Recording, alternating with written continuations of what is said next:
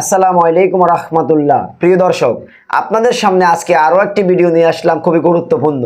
আপনারা অনেকেই জানেন আল্লামা মামুনুল হক সাহেবের সাথে চরমনায় গড়ানোর একজন জনপ্রিয় আলেম মাওলানা হাফিজুর রহমান সিদ্দিকীর কিছু দ্বন্দ্ব, কিছু সমস্যা ছিল। অর্থাৎ মামুন সাহেব গ্রেপ্তার হওয়ার আগে এই হাফিজুর রহমান সিদ্দিকী মামুন সাহেবের বিরুদ্ধে চরম ষড়যন্ত্র করে।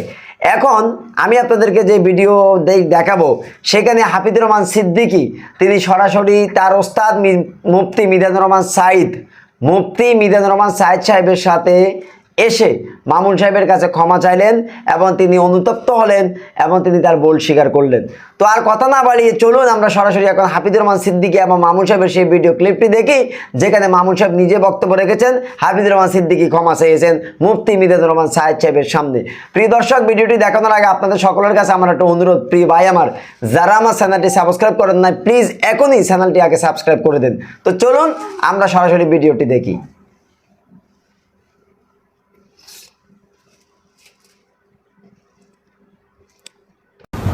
প্রিয় দিনী ভাইয়েরা, আপনারা দেখতে পাচ্ছেন যে আজকে আমরা এখানে বাংলাদেশের কয়েকজন গুরুত্বপূর্ণ ব্যক্তিদেরকে সাথে নিয়ে এখানে আমরা বসেছি। আমরা যেখানে বসেছি এটা আমাদের বাংলাদেশের অন্যতম একটি দ্বীনী এবং ইলমি মার্কাজ, শেখ জাকারিয়া রহমতুল্লাহ আলাইহি মাদ্রাসা, মার্কাজুস শেখ জাকারিয়া রহমতুল্লাহ আলাইহি।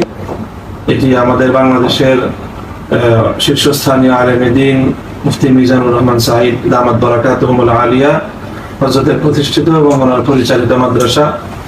আমরা হুজুরের কাছে এখানে সমবেত হয়েছি এবং আজকে আমাদের এই বৈঠকের মূল বিষয়বস্তু ছিল যে কিছু বিষয় আমাদের মধ্যে একটু ভুল বোঝাবুঝি এবং কিছু বিষয়ে মাঠে ময়দানে কিছু বিতর্ক তৈরি হয়েছে, অনভিপ্রেত কিছু বিতর্ক আমরা বলবো। সেই বিতর্কগুলোর অবসানের লক্ষ্যেই এবং আমাদের কিছু ভুল ভ্রান্তি থেকে থাকলে সেই ভুল ভ্রান্তিগুলোর ইসলাহ এবং তার সমাধানকে লক্ষ্য করেই আমরা এখানে সমবেত হয়েছি এবং বসেছি। আমাদের আজকের এখানে উপস্থিত আছেন আমাদের বাংলাদেশের একজন খ্যাতিমান ইসলামী আলোচক মাওলানা হাফিজুর রহমান সিদ্দিকী, উপস্থিত আছেন বাংলাদেশ খেলাফত মজলিসের যুগ্ম মহাসচিব মাওলানা আতাউল্লাহ আমিন, উপস্থিত আছেন হযরত মাওলানা কিফায়াতুল আজহারী, বাংলাদেশের অন্যতম একজন ইসলামী আলোচক আলেমে দ্বীন আমি মামুনুল হক, এবং আমার সাথে আমার পাশে উপস্থিত রয়েছেন আমাদের আজকের বৈঠকের মুরব্বী হযরত মাওলানা মুফতি মিজানুর রহমান সাইদ দামাত বারাকাতুহুল আলিয়া। আমাদের আজকের বৈঠকের মূল বিষয় ছিল, আপনারা হয়তো সবাই বা অনেকেই দেখেছেন যে সাম্প্রতিক এই বাংলাদেশের কিশোরগঞ্জ জেলাধীন ভৈরব থানায় একটা ঘটনাকে কেন্দ্র করে কিছুটা আমাদের নিজেদের মধ্যে পারস্পরিক কিছু মতবিরোধ এবং কিছু বিভ্রান্তি সৃষ্টি হয়েছে। ঘটনার সূত্রপাত আপনারা অনেকেই জানেন যে আমাদের ভাই মাওলানা হাফিজুর রহমান সিদ্দিকী তিনি ভৈরব ওখানে একটি তিনি বসেছিলেন এবং সেখানে কিছু কথাবার্তা, কিছু কথোপকথন পরস্পরের মধ্যে হয়েছে। ঘটনাচক্রে সেই কথোপকথনগুলোর মধ্যে এমন কিছু বিষয় ছিল যে বিষয়গুলো কিছুটা উদ্বেগজনক আমাদের সকলের জন্য। সেই উদ্বেগ এবং উৎকণ্ঠা থেকে পরিত্রাণের জন্যই সেই বিষয়গুলো অবহিত হয়ে বাংলাদেশ খেলাফত মজলিসের সম্মানিত যুগ্ম মহাসচিব মাওলানা আতাউল্লাহ আমিন তিনি বিষয়গুলোকে মানুষের সামনে উপস্থিত করেছেন এবং জনসম্মুখে তিনি সেগুলোকে প্রকাশ করেছেন তার ফেসবুক আইডি থেকে একটি পোস্টের মাধ্যমে। তো এইটি প্রকাশিত হওয়ার পরেই ব্যাপক আলোড়ন এবং তর্ক বিতর্ক সৃষ্টি হয়। বিষয়গুলো যেন সুন্দরভাবে সুষ্ঠু সমাধানের জন্য আজকে আমাদের এই বসা। তো এই বসার মাধ্যমে আমরা পারস্পরিক আলাপ আলোচনা সবকিছুর মাধ্যমে যে বিষয়ে যেই সিদ্ধান্তে এবং যেই উপসংহারে আমরা উপনীত হয়েছি, সেই উপসংহারটি হলো যে এখানে আমাদের ভাই মাওলানা হাফিজুর রহমান সিদ্দিকী অসতর্কতা বশত কিছু বক্তব্য বর্ণনা করার ক্ষেত্রে তিনি কিছুটা অসতর্কতা অবলম্বন করেছেন, সতর্কতার যথাযথ তিনি দায়িত্ব পালন করতে পারেননি। এই জাতীয় কিছু অসতর্কতা এবং অসাবধানতা বশত কিছু ভুলের কারণেই মূলত এই বিভ্রান্তিগুলো ছড়িয়েছে। তো আমরা আশা করব যে আজকে আমাদের এই পারস্পরিক এই আলোচনার মাধ্যমে এবং আমরা নিজেরা বসে আমাদের মধ্যে বিষয়গুলো সুরাহা করে নিয়েছি এবং আমরা আশা করি যে আগামী দিনে আমরা পরস্পর সকলে এভাবে একের প্রতি অন্যের শ্রদ্ধা এবং ভালোবাসা আমরা বজায় রেখে আমরা আমাদের কার্যক্রম পরিচালনা করব। এবং বিশেষত আমাদের সকলের জন্য এই নসিহা থাকবে যে আমরা যে কারো ব্যাপারে কোনো মন্তব্য করার ক্ষেত্রে, কোনো কিছু বর্ণনা করার ক্ষেত্রে, কোনো কিছু নকল করার ক্ষেত্রে আমরা অনেক বেশি সাবধানতা অবলম্বন করব, অনেক বেশি সতর্কতা অবলম্বন করব। বিশেষত যারা আমরা দায়িত্বশীল রয়েছি, আমাদেরকে যারা অনুসরণ করে অনেক মানুষ, আমাদের জন্য এই সতর্কতাটুকু অবলম্বন করা অনেক বেশি জরুরি। আমাদের খুব ছোট্ট এবং ন্যূনতম আমাদের অসাবধানতা আমাদের অনুসারীদের মধ্যে অনেক বড় ধরনের বিভ্রান্তি তৈরি করে। এই বিষয়ে আমরা সকলে একমত হয়েছি এবং এই হলো আজকে আমাদের বক্তব্য। আমি সকলের কাছে এই দোয়া চাই এবং প্রত্যাশা রাখি যে আমাদেরকে যারা ভালোবাসেন, মৌলানা হাফিজুর রহমান সিদ্দিকীকে এদেশের অনেক মানুষ আপনারা মহাব্বত করেন, ভালোবাসেন এবং তার আলোচনার দ্বারা এদেশে ইসলামের অনেক ব্যাপক প্রচার এবং প্রসার হচ্ছে। সেই সঙ্গে শেখুল হাদিস আল্লামা আজিজুল হক রহমতুল্লাহ আলাইহির নিসবতে আমাকেও অনেক ভাই আপনারা মহাব্বত করেন এবং ভালোবাসেন।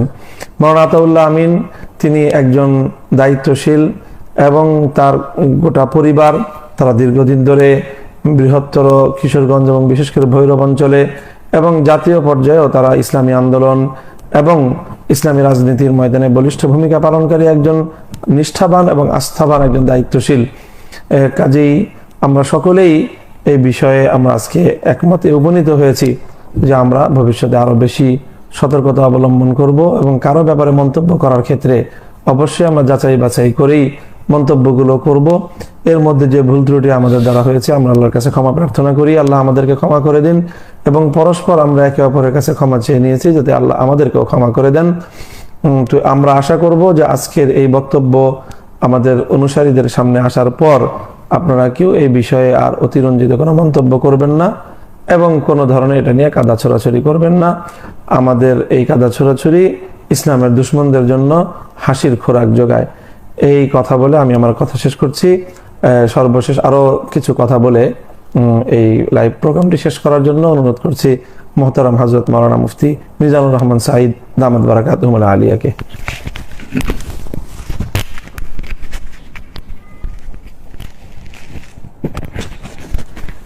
আলহামদুলিল্লাহ ওয়াকাফা ওয়া সালামুন আলা ইবাদিহিল্লাযীনা ইসতাফা, আম্মা বাদ। সংক্ষিপ্ত কথা, জরুরি বিষয়, যার জন্য আজকের এই লাইভে আসা হয়েছে। আমাদের ভাই লক্ষ তরুণের অহংকার শেখুল হাদিস ইবনে শেখুল হাদিস আল্লামা মামুনুল হক সাহেব দামাত বারাকাতুহুম পরিষ্কার করে দিয়েছেন।